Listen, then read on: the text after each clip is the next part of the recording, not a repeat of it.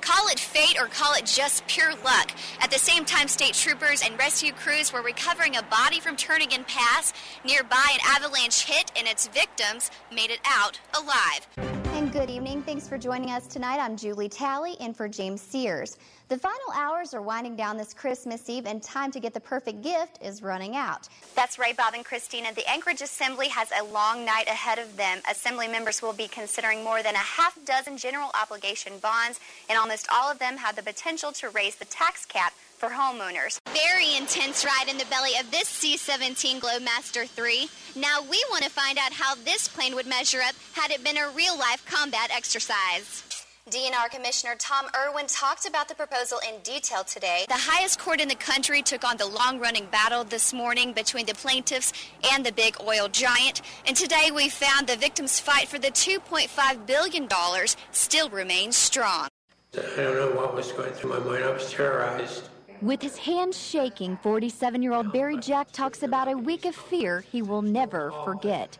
Jack, in prison for fraud and theft charges, says he was paired up in a cell with another accused felon and raped multiple times by a man half his age.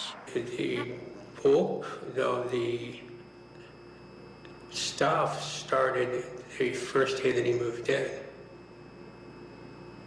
There was no couple-day time. There was no, honeymoon time frame. Police say 24-year-old Elmer Cito is accused of killing another man, then chopping him up and putting the body parts in a chest-style freezer. Knowing that, Jack says he was too scared to tell prison guards about the situation because Cito threatened his life. I mean, look at his record. I mean, look what he's in here for. And the people who was around were his friends. Would they have helped? Or would they have cheered him on? Think about that. Today, we're just trying to find answers. Just how prevalent is sexual abuse in our state's correctional system? In the past 3 years, there have been 72 reported sexual abuse charges in Alaska's prison system, yet only 2 of those inmates have been convicted.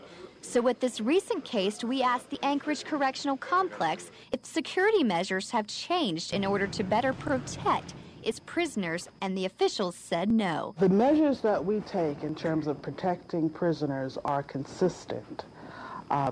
There was nothing in a review of this where we needed to do any change in how we manage the prisoners here. The superintendent went on to say that she encourages the inmates to alert the guards if they have an issue.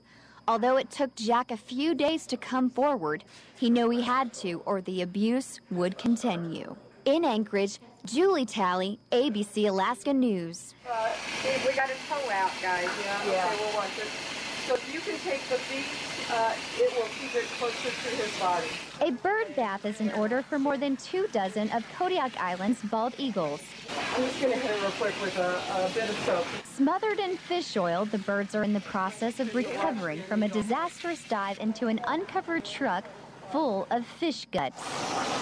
In just the past 24 hours, 13 raptors have made it through the first stages of de-oiling, and another 18 are en route to Anchorage's Bird Treatment and Learning Center. We have to wait till they're dry when they go through the process. A sniff test, you stick your nose down. If they smell like wet eagle, you're good. If they smell like dawn, you're good. If they smell like fish, not good. When you have 50 bald eagles descending in one place at one time, I can imagine it's a lot of chaos, and some get buried underneath, some get banged around in the process. 20 of the nearly 50 eagles died on scene. The others are getting the help they need. They're still pretty oiled. They did preliminary washes down there, but getting fish oil off is a lot of work. Avian experts say fish oil is just as bad as crude. You may think the two oils are completely different, but just like crude, fish oil gets embedded into the bird's feathers and wreaks havoc on their system. So when the feathers get oiled, they can't regulate body temperature, so hypothermia becomes a real concern if these guys get chilled down. Some of the birds have already made it through the rehabilitating process, and what we're finding out today is some are doing better than others. It's a good sign that he is standing on his own. And it looks like he's been eating some this morning, so that's also a good sign. And after what these eagles have been through, they can use all the good signs they can get. And so can the workers. Another 18 of the eagles will land here by tomorrow night. In Anchorage, Julie Talley, ABC Alaska News. We've been counting down the days leading up to the MS ride, and it's finally here, rain or shine.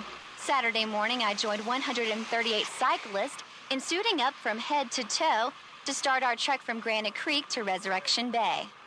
It's been wet. It's been a long, wet ride so far. We're only 44 miles into it, but it's a good cause, and I'm happy to be out here and really enjoying myself.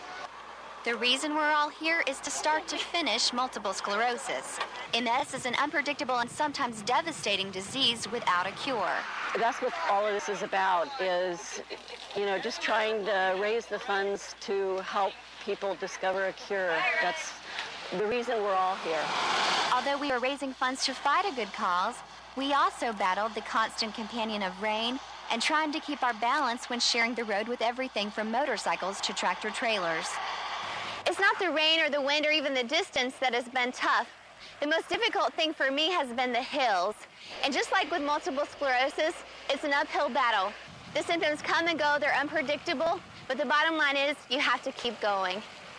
Day 2 wasn't as rainy, however, it seemed like there wasn't as many bikers making the trek back. People with MS can't drop out of it.